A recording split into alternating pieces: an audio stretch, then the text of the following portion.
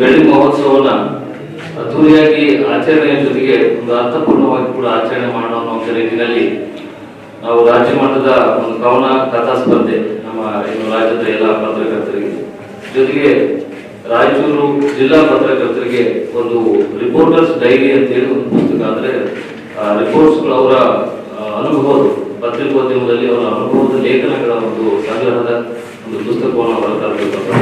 ಪುಸ್ತಕ ರಾಜ್ಯ ಮಟ್ಟದ ಕವನ ಮತ್ತೆ ಕಥಾ ಸ್ಪರ್ಧೆ ಮತ್ತೆ ಪತ್ರಕರ್ತರ ವೃತ್ತಿ ಅನುಭವದ ಲೇಖನಗಳ ಒಂದು ಪುಸ್ತಕವನ್ನ ಹೊರತರಬೇಕು ಅನ್ನುವಂಥದ್ದು ಈ ಬೆಳ್ಳಿ ಮಹೋತ್ಸವದ ಆಚರಣೆ ಸಂದರ್ಭದಲ್ಲಿ. ಆ ನಿಟ್ಟಿನಲ್ಲಿ ನಾವು ರಾಜ್ಯದ ಎಲ್ಲಾ ಪತ್ರಕರ್ತರಿಗೆ ಈ ಒಂದು ಕಥಾ ಸ್ಪರ್ಧೆ ಕವನ ಸ್ಪರ್ಧೆಗೆ ಆಹ್ವಾನವನ್ನ ಮಾಡ್ತಾ ಇದ್ದೀವಿ. ರಾಯಚೂರು ಜಿಲ್ಲಾ ಪತ್ರಕರ್ತರಿಗೆ ಅವರ ಅನುಭವದ ಲೇಖನಗಳನ್ನ ಅವರಿಂದ ಆಹ್ವಾನ ಮಾಡ್ತಾ ಇದ್ದೀವಿ.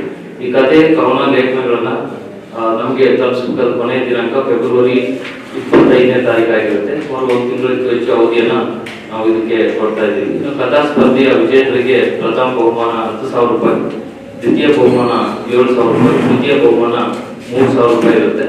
ಕವನ ಸ್ಪರ್ಧೆ ವಿಜೇತರಿಗೆ ಪ್ರಥಮ ಬಹುಮಾನ 5,000 ರೂಪಾಯಿ, ದ್ವಿತೀಯ ಬಹುಮಾನ 3,000 ರೂಪಾಯಿ, ತೃತೀಯ ಬಹುಮಾನ 2,000 ರೂಪಾಯಿ ಇರುತ್ತೆ.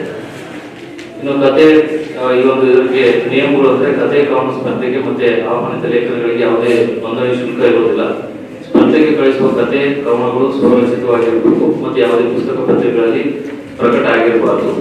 ಕಥೆಯನ್ನು ಕಳಿಸುವವರು 1,500 ಗರಿಷ್ಠ ಪದಮಿತಿಯಲ್ಲಿ ಕಥೆಯನ್ನ ಕಳಿಸಬೇಕು.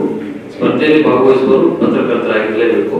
ಕತೆ ಕವನದ ಜೊತೆ ಅವರು ಕೆಲಸ ಮಾಡುವಂತಹ ಸುದ್ದಿ ಸಂಸ್ಥೆಯ ಒಂದು ಗುರುತಿನ ಚೀಟಿ ಅಥವಾ ಪತ್ರ, ಅಕ್ರಿಡೇಷನ್ ಕಾರ್ಡ್ ಅಥವಾ ಅವ್ರ ಪತ್ರಕರ್ತರು ಅನ್ನೋದಕ್ಕೆ ಯಾವುದೇ ಒಂದು ದಾಖಲೆಯನ್ನ ಕೊಟ್ಟರೆ ಸಾಕು.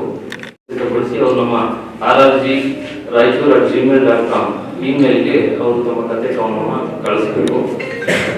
ರಾಯಚೂರು ಜಿಲ್ಲಾ ಪತ್ರಕರ್ತರು 400 ಪದಗಳ ಮಿತಿಯಲ್ಲಿ ಅವರ ಲೇಖನವನ್ನು ಕಳಿಸಬೇಕು. ಆಯ್ಕೆಯಾದ ಲೇಖನಗಳನ್ನ ಪುಸ್ತಕದಲ್ಲಿ ಪ್ರಕಟಿಸಲಾಗುತ್ತೆ.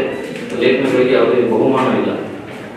ಪ್ರತ್ಯೇಕ ಹಾಳೆಯಲ್ಲಿ ಅವರು ತಮ್ಮ ಸ್ವಪರಿಚಯವನ್ನು ಬರೆದು ಕಳಿಸಬೇಕು. ಹೆಸರು, ವಿಳಾಸ, ಕಿರುಪರಿಚಯ, ಭಾವಚಿತ್ರ, ಮೊಬೈಲ್ ಸಂಖ್ಯೆ ಅದೆಲ್ಲವನ್ನು ಕೂಡ ಅವರು ಪ್ರತ್ಯೇಕ ಹಾಳೆಯಲ್ಲಿ ನಮೂದಿಸಿ ಕಳಿಸಬೇಕು. ಕಥೆ ಕವನ ಲೇಖನಗಳ ಆಯ್ಕೆ ಸಮಿತಿ ತೀರ್ಮಾನ ಅಂತಿಮ ಆಗಿರುತ್ತೆ.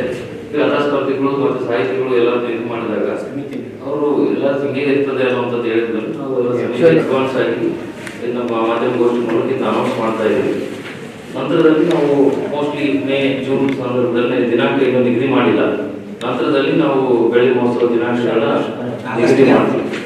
ರಿಪೋರ್ಟ್ಸ್ ಗಳನ್ನ ಬೆಳ್ಳಿ ಮಹೋತ್ಸವ ಆಗಿರೋದ್ರಿಂದ ರಿಪೋರ್ಟ್ಸ್ ಗಳೇ ಆಚರಣೆ ಮಾಡುತ್ತೆ. ಇದಕ್ಕೆ ನಾವು ಎಲ್ಲ ಸಹಯೋಗ ಸಹಕಾರ ಆಯಾ